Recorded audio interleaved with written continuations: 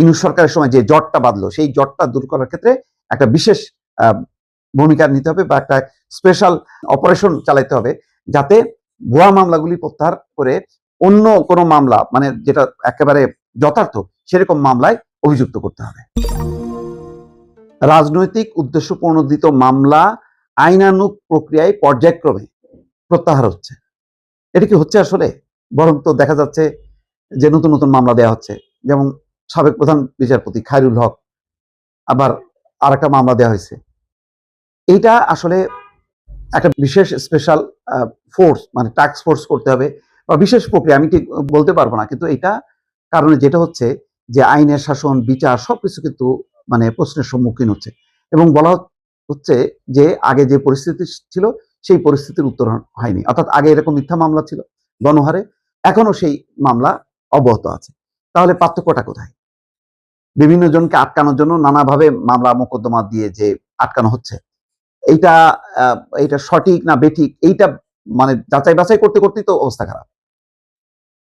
মানে এমন কেউ নেই, বোঝাই যাচ্ছে যে এই ধরনের মানুষ এই ধরনের হত্যা মামলা বা হত্যাকাণ্ডের মানে কোনো ঘটনার সাথে যুক্ত থাকার কথা না, কিন্তু তারপরেও যেহেতু রাজনৈতিক প্রতিপক্ষ, সুতরাং একটা হত্যা মামলা দেয়া প্রত্যেকেই, মানে আটকানোর জন্য একটা হত্যা মামলা। এই মামলায় মামলায় কিন্তু একদম সয়লাভ হয়েছে। এই জায়গা থেকে বেরোনোর একটা পদ্ধতি বের করতে হবে। এইটা যদি বের না হয় তাহলে কিন্তু আইনের শাসন হবে না এবং বিচার প্রশ্নবিদ্ধ হবে। কারণ খায়রুল হক অন্য দোষে দুষ্ট, সে কেন হত্যা মামলার আসামি হবে? তারপর দেখেন হাসানুল হক ইনু, তাকে বলা হচ্ছে যে হত্যাকাণ্ডের সাথে তার সংশ্লিষ্টতা নাই, কিন্তু তিনি নির্দেশদাতা, ইন্ধনদাতা।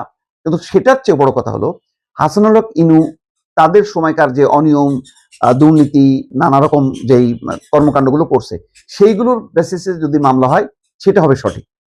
চট করে হাসানুল হক ইনু যেহেতু সরকারি কোনো দায়িত্ব ছিল না, সুতরাং এইগুলি কিন্তু যদি তারপরেও যদি তাকে যুক্ত করা হয় তাহলে হাসিনা কি করছে? হাসিনা তো শেখ হাসিনা দায়িত্বে ছিল, সুতরাং তারটা যেমন যথার্থ, স্বরাষ্ট্রমন্ত্রীটা যত যথার্থ, রাশেদ খান মেনন বা হাসানুল হক ইনু বা এবিএম খায়রুল হক তাদেরটা কিন্তু যথার্থ না। এইগুলি দ্রুত এটা পর্যায়ক্রমে, মানে কি এখনো অনেক সাংবাদিক, মোজাম্মেল বাবু থেকে শুরু করে এই যে আমাদের মুন্নি সাহা, ইশতিয়াক, যারা কারাগারের বাইরে আছে এবং ভেতরে আছে, অনেকের নামে কিন্তু এই যে হত্যা মামলা দেওয়া হয়েছে। এইগুলি দ্রুত দ্রুত বেগে খালি করে প্রকৃত অপরাধীদেরকে বিচারের কাঠগড়ায় দাঁড় করাতে হবে, তাহলে আইনের শাসন প্রতিষ্ঠা হবে। নতুবা কে অপরাধী আর কে নিরপরাধী এটা কিন্তু একাকার হয়ে যাবে। এই বিষয়টা এই সরকারের কাছ থেকে বিশেষভাবে প্রত্যাশিত যে এই সমস্ত যেই ইউনূস সরকারের সময় যে জটটা বাঁধলো সেই জটটা দূর করার ক্ষেত্রে একটা বিশেষ ভূমিকা নিতে হবে বা একটা স্পেশাল অপারেশন চালাতে হবে, যাতে ভুয়া মামলাগুলি প্রত্যাহার করে অন্য কোনো মামলা, মানে যেটা একেবারে যথার্থ সেরকম মামলায় অভিযুক্ত করতে হবে।